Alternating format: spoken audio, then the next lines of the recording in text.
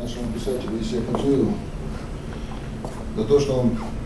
своими произведениями поднимает дух нашего народа, заставляет нас осознавать то, что та несправедливость, тот бардак, который в данный момент происходит на нашей Родине, все-таки получил отображение в истории. И сравнивая все то, что происходило раньше, читая вот эти произведения,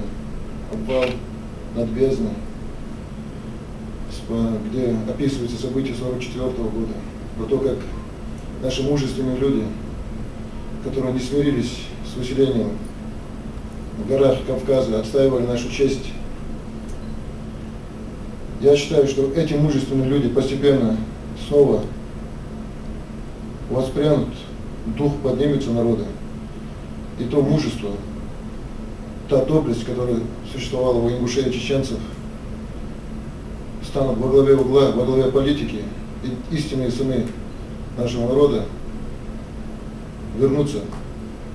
и возглавят свой народ. И благодаря таким произведениям, как Иса Батл Диарясу,